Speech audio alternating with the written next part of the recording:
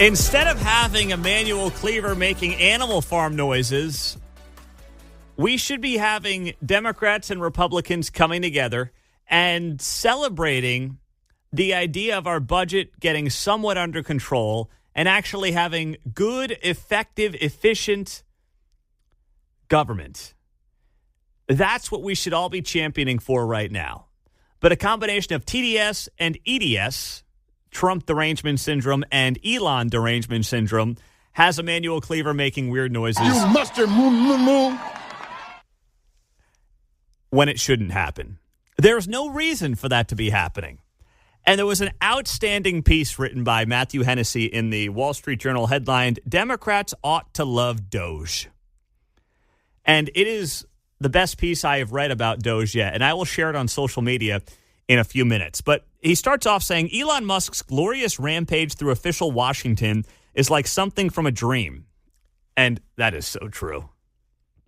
Many conservatives and some Republicans have fantasized for decades about laying off bureaucrats and shrinking the government. Nobody's ever pulled it off. Even Ronald Reagan, the great apostle of smaller government, could not achieve in 8 years what Mr. Musk has done in 3.5 weeks. The billionaire businessman is less apostle than avenging angel. The Department of Government Efficiency is the change that we've been waiting for. He notes naturally Democrats and progressive are outraged. But then he goes on to note, the left's DOGE-inspired hysteria, i.e. Cleaver making weird noises, is silly. It's a political blunder. Trump's campaign promise was explicit. Elect me and I'll hand Elon Musk a broom and clean out the stables of the administrative state. And the voters said, okay, boys, get after it. I'm no political scientist, he writes here, but I'm pretty sure that's the opposite of a coup. Once again, accurate. Trump ran on this. He won every swing state. He won the popular vote. And it's like, okay, let's go. Further down the article, Hennessy writes here, the idea that the federal government is big and unwieldy is not new and shouldn't be controversial. The job of bringing it down to size was always going to be a dirty one. Somebody was going to have to do it eventually. Or Washington might have collapsed of its own weight and slumped into the Potomac. Thanks to DOGE, Democrats and progressives are off the hook. They should be elated. Once upon a time, they might have been. The original progressives believed in good government. They sought to build up a bureaucracy that worked for the people, not for entrenched special interests. In the early 20th century, their big enemy was the trusts, corporate monopolies that, according to Teddy Roosevelt and friends, didn't serve the public interest. These days, power is not concentrated in private business, but in the bloated administrative state. Federal regulators act as judge, jury, and executioner. The Justice Department plays politics. The Energy Department tries to strangle the oil and gas industry. The Labor Department makes it harder to hire workers. As we've learned in recent weeks, some federal employees believe they are accountable to no one but themselves, or perhaps the unions that represent them. Smart progressives should have realized this could not go on. Some air needed to come out of the balloon. If Democrats had any brains, they'd sit back and let it happen. At some point, they'll regain the White House. If DOGE is even moderately successful, the next Democratic president will inherit a leaner bureaucracy, less plagued by waste, fraud, and abuse. This is such an outstanding column in the Wall Street Journal by Michael Hennessy. Sharice Davids and Emmanuel Cleaver can basically and should basically be quiet, let it happen, and realize it had to happen. It's good for the country for this to happen. And they don't have to take any of the blame from their progressive base for it happening. Because there will be a day when Democrats have the House, have the Senate, and have the White House. And what they'll get is a government that is leaner and more efficient, and they don't have to say to their progressive base, yeah, we had to do something about it. They can just ignore the whole thing. Instead, they're putting on these ridiculous dog and pony shows outside of these federal agencies that mean nothing to most American people, trying to draw sympathy for individuals from the everyday American who has been struggling with inflation for the better part of 4 years. Yes, they don't want what's good for the country. Well, right? no. That's the only conclusion to come to here. That's it. Unless you're someone who's like on the take, they are making Elon Musk their boogeyman, and it's just not going to work for them. No. They can try all they want, but it's not going to work for them. And you would think, and this is something as well that gets noted in this piece here too, like they're talking about letting DOGE audit the Pentagon. And even as, pro-military, rah-rah, American flag, the whole thing, I'm fine with that. And that is something that progressives have had on their wish list forever. They have long not been, they love spending money on everything in the government except for like defense, right? That's kind of a long-standing progressive ideal. And DOGE is saying, Trump is saying, Elon's saying, I'm on board with this too. Put the Pentagon on there. The Pentagon's not immune from this, nor should they. They've failed multiple audits. There's hundreds of billions of dollars allegedly missing. Sign me up. And Democrats have dreamed about doing stuff like this. Instead, what are they doing? They're holding weird rallies. They're defending drag shows in developing countries as some kind of essential tool of American power. And Cleaver's making animal noises outside of, federal buildings. You mustard moo moo moo. What are we doing here, guys? 913-408-7957. That's the text line. And as always, the studio line here on KCMO Talk Radio. On the text line, Pete, their grifting overrides their patriotism every single time. I don't know if that's true, but I'll tell you right now, it's an understandable conclusion to come to because, frankly, nothing else makes sense. Leonard's and Shawnee, go ahead, man. You're on KCMO. Yeah, Pete, all these liberals are complaining about Elon Musk not being elected, but Fauci wasn't elected. Well, yeah. I mean, listen, most of the people who have a lot of power in D.C. are not elected. That's the name of the game there, right? And suddenly they're concerned about unelected appointees, bureaucrats, whatever you want to call them, having some power. That's the problem with D.C. The power is less and less with each passing year in the hands of the people who are elected by the people. I agree. Power is the operative word, and they're being they're vulnerable from what they've done, and they're worried about what they may find, in my opinion. What other conclusion can you come to? Thank you, Leonard. It's an easy one to make. Let's go to Paul in Kansas City. Hey, Paul, you're on KCMO. Hey, Pete, where the Democrats have lost the momentum is Iron Mountain. When they exposed Iron Mountain, that huge cavernous facility of 700 employees stacking paperwork of federal employees, all you got to say is Iron Mountain. That's going to be synonymous with government waste. Yeah, that's certainly going to be one of them. I think there's a lot more to come there, Paul, for sure. Stephen in Kansas City, what's going on? You're on KCMO. Hey, Pete, I think we're just at the tip of the iceberg here. I'm trying to maybe shade in some of the background here. I mean, the liberals are locked into this grift because they're part of the system.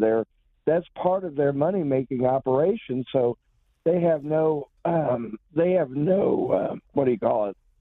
no reason to go against it. This is part of the steal. So why would they go against it? They can't. Like Caroline Leavitt yesterday, every day I would have a new fraud program. You put in the press office, or have Will Sharp, before you do executive orders, announce new fraud every day. That's how we're going to have to do this. I can't believe Will Sharp is the second most famous man in America at 1:30 or 2:30 in the afternoon.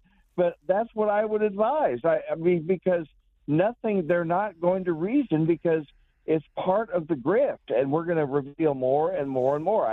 I hate to say it, but I think that's what we're dealing with. Well, and that's, like I said, and similar to what Paul said, it's the only conclusion to come to on why you would be against this right now.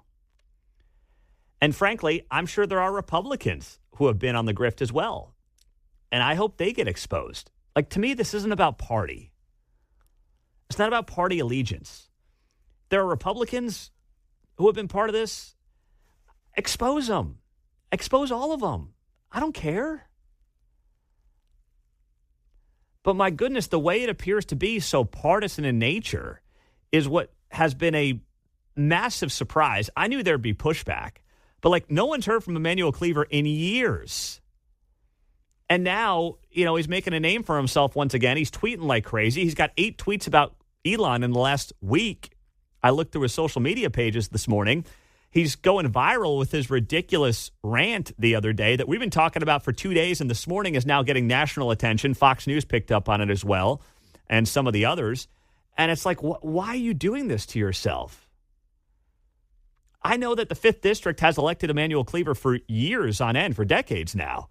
But, man, I'm pretty sure and I'm pretty confident that you go around the 5th District, you talk to Republicans and Democrats in this town. I mean, you tell me, 913-408-7957. Even if maybe you didn't vote for Trump or you have voted for Cleaver, what's there to argue on this? Genuinely, I'm curious. What is there possibly to argue on this front? Especially in the way that Cleaver's going about doing it. And same thing with Sharice Davids. I got her email yesterday, and her email was all about Elon. It was one of those emails to the constituents. No mention of Trump's name was not in the entire email from Sharice Davids. Elon's name was all over it. He's become their boogeyman. 913-408-7957. Kevin Keatsman Uncanceled is coming up at the top of the hour on KCMO. And to Stephen's point, there was a prime example of wasteful spending. Elon got something wrong. He admitted to getting something wrong, which that in and of itself is a rarity in Washington, D.C., right? And now you sit here and you say, okay, I appreciate a guy admitting he screwed something up. He got something wrong. But are we really going to split hairs on where the $50 million in condoms are going? Are we really going to do that? Pete Mundo on KCMO. Condoms a hot topic when it comes to government spending. Who would have ever thought that? But there's no waste. None whatsoever. This was something that Elon Musk said in the Oval Office 2 days ago. Yesterday, we were obviously bogged down by the weather, so I didn't get to it. But it ties into the story I just shared from the Wall Street Journal, and I did just post it on X at Pete Mundo. You can see it there. And the headline came from Matthew Hennessy in the Wall Street Journal with the title, Democrats Ought to Love DOGE. If you want effective government, how could you object to a leaner bureaucracy? So a couple of weeks ago, a lot of attention was given to $50 million in condoms going overseas. I guess it turned out the information was incorrect in the sense of what country it was intended to go to. Still, it's a lot of plastic. Just say that much. A lot of wrapping going on there. And this is what Elon Musk said about it 2 days ago, where he admitted that the original information was wrong. Serious money. Mr. Musk, you said on X that an example of the fraud that you have cited was $50 million of condoms was sent to Gaza. But after fact-check this, apparently Gaza in Mozambique, and the program was to protect them against HIV. So can you correct the statements? It wasn't sent to Hamas, actually. It was sent to Mozambique, which makes sense why condoms was sent there. Yeah. And how can we make sure that all the statements that you said were correct, so we can trust what you say? Well, first of all, some of the things that I say will be incorrect and should be corrected. So nobody's going to bat 1,000. I mean, we will make mistakes, but we'll act quickly to correct any mistakes. I'm not sure we should be sending $50 million worth of condoms to anywhere, frankly. I'm not sure that's something Americans would be really excited about. And that is really an enormous number of condoms, if you think about it. But if it went to Mozambique instead of Gaza, I'm like, okay, that's not as bad, but still, why are we doing that? Wasn't that a very normal thing for somebody to say? First off, when's the last time you heard a politician say, I was wrong about that. I'm going to get a couple things wrong, but we're going to make sure that we're corrected, and we hope that you guys will correct us as well. When's the last time a politician said something like that? on either side of the aisle. We're in a world right now where it's in vogue for politicians to never, ever, ever admit they screwed up. And that's across party lines. I mean, does Trump say stuff like that? Let's be fair, not really. Does Quentin Lucas say stuff like that in Kansas City? No, not really. It's kind of the thing to do right now for politicians. You stand your ground, you act tough. When what Elon said there is so normal, it's so relatable. Like, we say it in our lives every day. I say it at work every day. That was dumb. I screwed that up. Man, my bad. Well, we had the Denton Loudermilk thing here with the politicians around here kind of doubling down after they were told they were wrong, too. Yeah. Right? About him being an alleged shooter at the Super Bowl. Yeah. Yes, that guy. No, you're right about that. They just double down. That's the thing to do. I was just reposting what I saw. Yes. It's never like, man, I screwed that up. Elon literally goes, I got that wrong. As we uncover these things, we'll get some things wrong, and we'll correct them, and we hope that you'll correct them too. Like, this is a guy who was a Democrat 4 years ago, but he also knows what's in the best interests of this country, what makes sense for America. The path we're on is unsustainable, and I found that press conference to be incredibly normal. I know people are mocking, like, his son running around. I don't know. I mean, maybe we can celebrate children, little kids. I see J.D. Vance traveling to Europe. He's got his family in tow, a bunch of little kids. It's actually nice to see, like, families and children involved in everyday life with some of the most powerful people in the country, because all I'm used to seeing around the White House the last 4 years is, drag shows and videos of staffers, poking each other in chambers and stuff like that, with their little outfits on. Remember that story? Mark remembers it well. He's chuckling away in there. I do. That was a strange one. That was a strange one. I forget which Senate staffer it was, but, they were having a little tryst in the chambers. Sacred ground. Oh, it was sacred, all right. He's Don't get me in trouble here. All right? 913-408-7957. Where do you want me to go here, John? Give me a flash. All right, not literally. Let's go to Mark in Independence. What's up, Mark? Oh, I thought. Go ahead, Mark. Hey, Mundo, as usual, good show. You bring up some very good points, and I just wanted to say it's not like that the media never admits that they're wrong, and if they do, they put it on the 10th page. Yeah, that's a good point.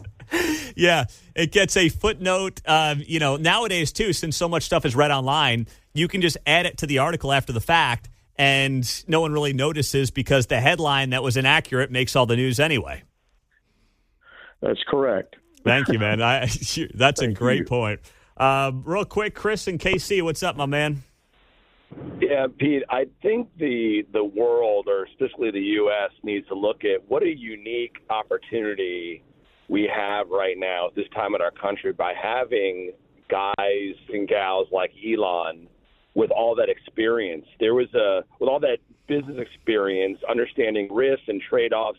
I mean, you cannot have any public official accomplish and find the things that he's finding. So, I mean, it needs to be embraced.